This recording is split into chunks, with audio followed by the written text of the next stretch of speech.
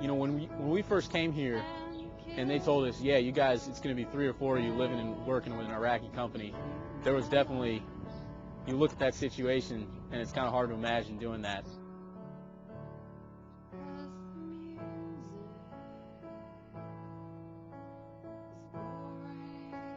It's like any other unit. These guys are our brothers in arms. We're out here, we're sharing the same hardships, we're facing the same dangers, and you're doing everything together, so you do develop a level of trust with them.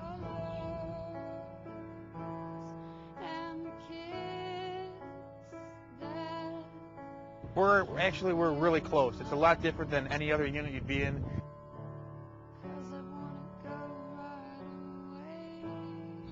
I feel we're imparting to them, you know, a lot of the military skills that we have. You know, Doc's teaching them first aid. Staff Sergeant Olson's working on them with things like patrolling, marksmanship.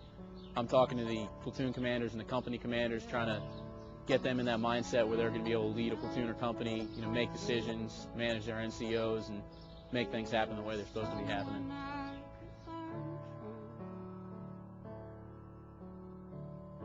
The level of medical care out here is pretty much nothing. You know, these people don't really have doctors or hospitals that they can get to easily. So for them, you know, having a Navy corpsman out here, that's really the best medical care a lot of them are ever going to see in a long time. So doing things like that, we can try to help get the civilian population on our side.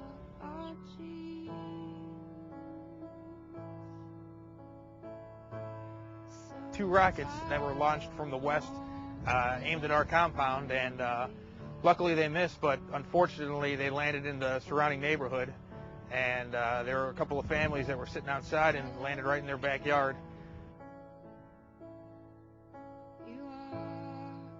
4 of them were ended up flown to Balad for further treatment, and they're all back and fine now, so it was we all did good.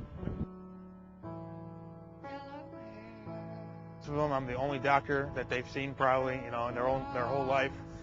They trust me, I trust them, and they know that if anything happens, I'll be there for them.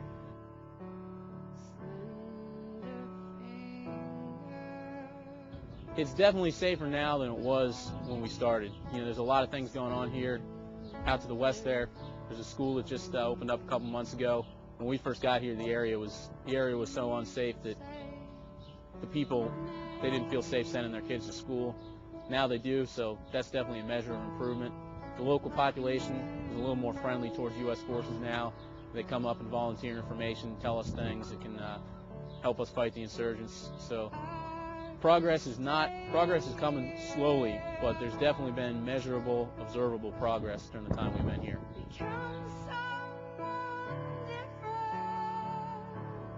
If you were an American and you saw that kind of school anywhere in America, it would shock you. I mean, you know, it's a half bombed out building, no power, no electricity, no glass in the windows. I mean, it's just basically this empty building that they're having a school in.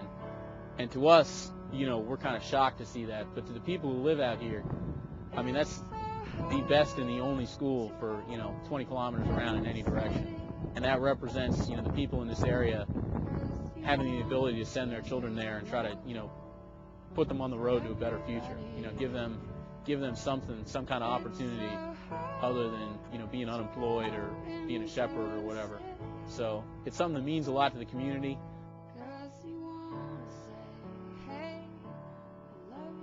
You know, the teachers who work there, they're not getting paid or anything. You know, most of the families around here are too poor to buy much in the way of school supplies. So they're kind of operating on a shoestring. So for us in the Iraqi Army to be able to go there and help them out, that's something that's very significant for the community, and it kind of builds a link between the community and the Army.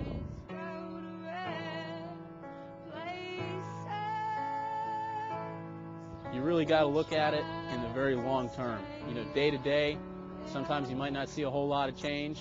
Sometimes you might even see, you know, sometimes there's going to be hiccups and stumbles.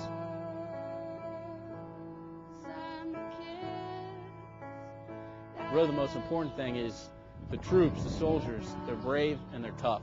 And that's the kind of foundation you want. You can teach somebody marksmanship, you can teach someone to do patrols, you can teach them, you know, how to do land navigation. Those are all skills you can teach. But if someone's a coward or someone's weak, you're not going to be able to change that. These guys are brave, they are tough. They've got that, so we can teach them those teachable skills.